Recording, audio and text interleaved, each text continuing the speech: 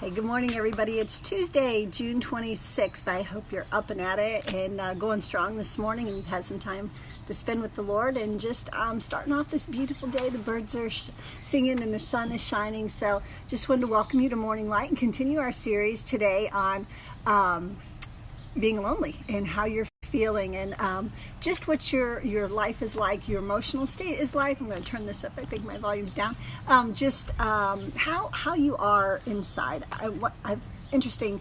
The two biggest topics so far that I've heard so much about. First, when I taught on anger, and then loneliness. I have heard from you guys. I know your hearts are lonely, and that makes me sad in a sense, but I know that feeling as well, because there are a lot of lonely people in a day and age where social media is so huge and we are so connected. We can be connected socially. There are so many lonely people. So I just want to start off today with saying this. Do you know the first thing that God said back in Genesis in 2:18, where the first thing he said that was bad about any of his creation was that it was not good for man to be alone. So that tells us that God does not want us being lonely. God does not want us being isolated. He does not want us going it alone.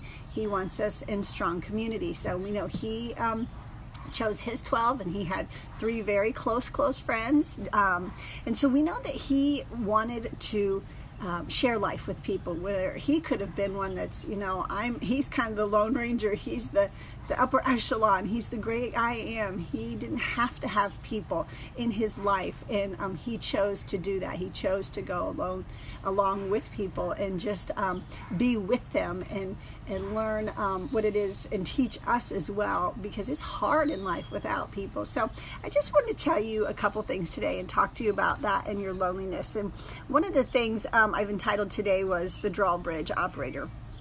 I have been known as to be that myself, so some of you may get this. You're the person that allows the people in and out. You've been deeply hurt, and I get that. And some of the characteristics of loneliness are that we separate ourselves. We don't want to be in community with people because we have been hurt so badly that we can't bear the vulnerability ever again. We feel deserted because we have really deep seated hurt and anger. We have been burnt out on relationships. We've been hurt so bad that we're like, I don't want to do this again, so it's just best if I stay by myself. We've maybe had a loss of a loved one, and there is a time to grieve. I get that, and I'm not saying that we don't spend that time in bereavement and mourning the loss, but sometimes people will never be the same after they lose somebody because they were so tightly knit. Then they won't also allow themselves to heal. So take time to heal in that grieving process. Maybe you feel inferior or insecure because someone has torn you down. Maybe your parents said terrible things, or a spouse or a coworker, and so you feel like you're less than because someone has told you that's what you are, and you believe the lies of the enemy. And then oftentimes we will ostracize ourselves away just so we don't get hurt. We feel ignored. Sometimes that can happen at work, at home, in church. I talked about that yesterday. Somebody that went to church, and the only person that really ever spoke to him was the pastor. So all of those things are characteristics of being lonely. And one of the things is that God never, ever intended any of us to be lonely. He wants us all living in harmony. He wants us all living together in community and loving upon each other. Remember, that was the Great Commission, to love the Lord your God and then to love each other, to go out there and take care of each other. Something I want to also touch on, people have asked, what is the difference between loneliness and solitude?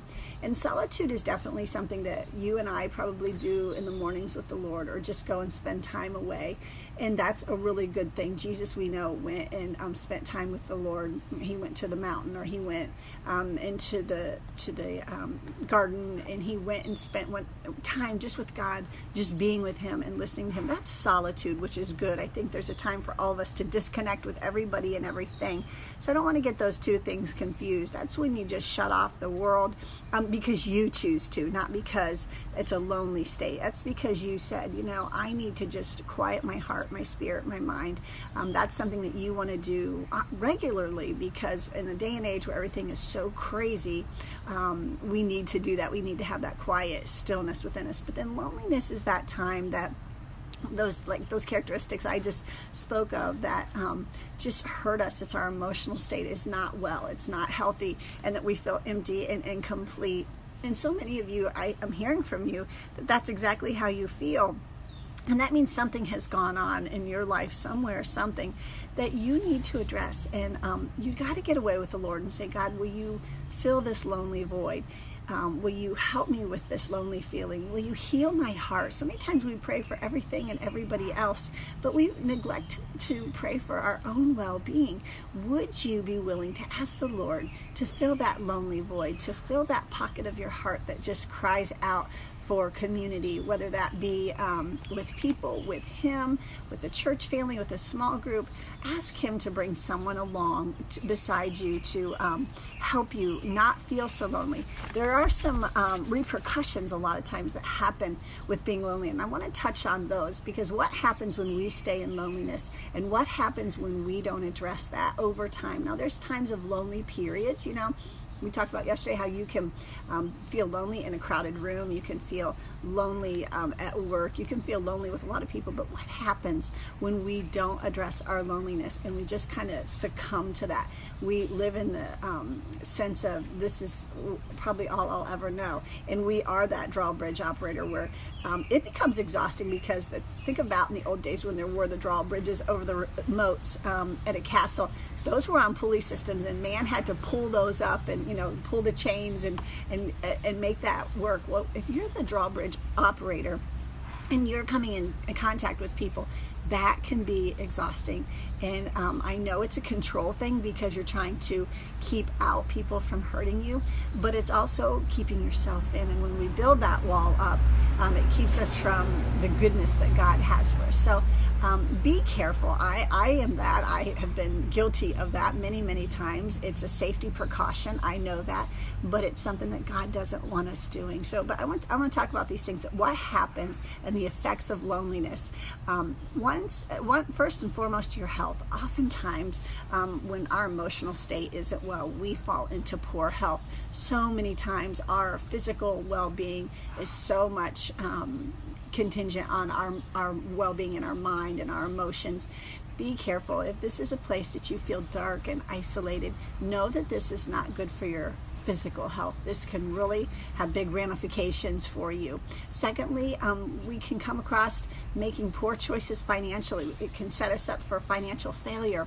Many times when we're lonely, what do? We go shop. We go try to fill that void. We will buy a boat, a car, a new house, new clothes. We'll go after a new look, and we'll just spend, a ton of money trying to fill that void. Or we'll walk through the mall and go, oh, well, this looks great today.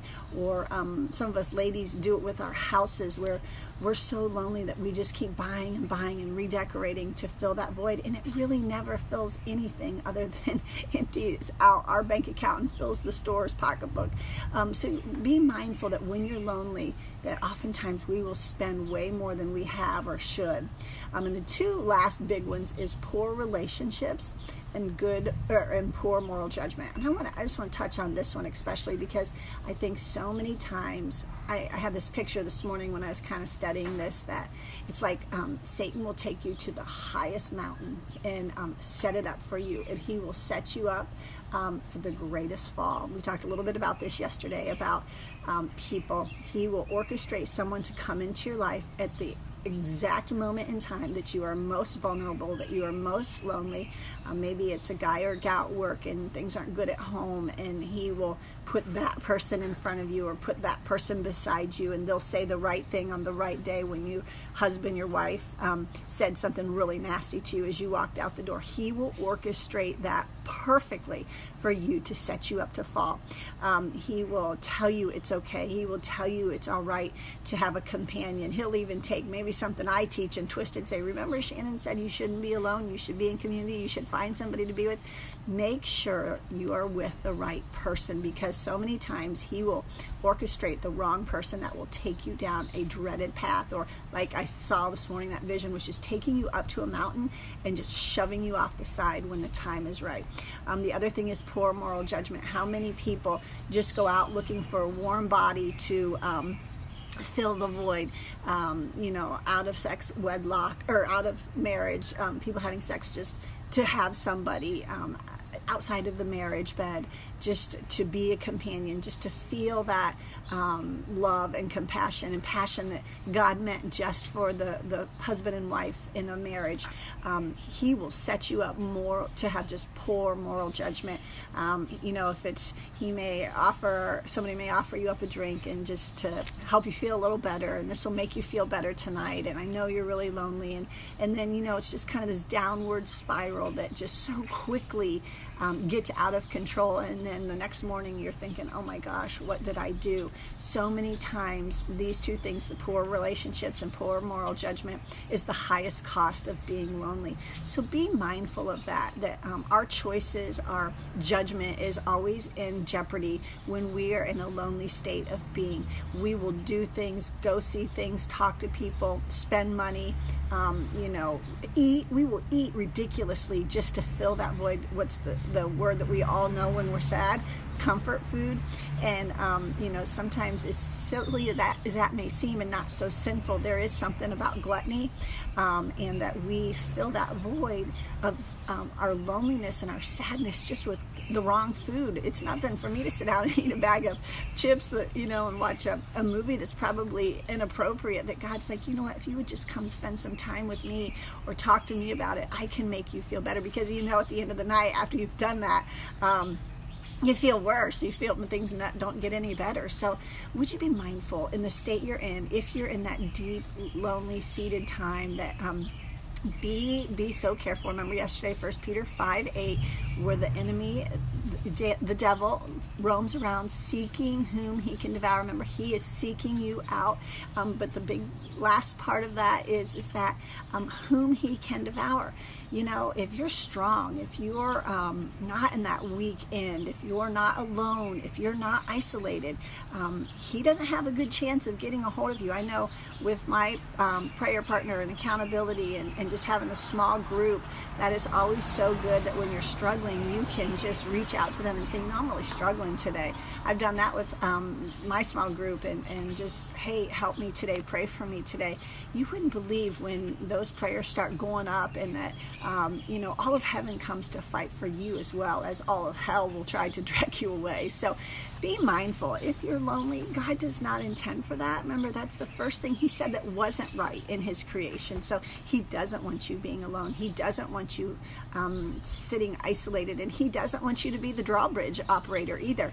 He hasn't assigned you that duty. I know we take it on ourselves so many times. So be mindful, just the state of emotional being that you're in that emotional state of loneliness, that is not what God has for your life. And I know there's seasons, there's times it can experience from loss of job, loss of spouse, just transition can sometimes make it that. If you move somewhere, there's a loss. So I'm not saying we don't ever not have it, but I'm talking more about when we stay and live in that lonely state of being. I want you to be mindful of that, because that is really where the enemy can attack you and really hurt you and really do some lifelong damage. So I want you to consider today, reach out to somebody. If you see somebody who's really lonely, be the person that can reach out to them and be an encouragement to them today. So just have a great Tuesday. I'll talk back with all of you tomorrow morning on Morning Light. Bye-bye.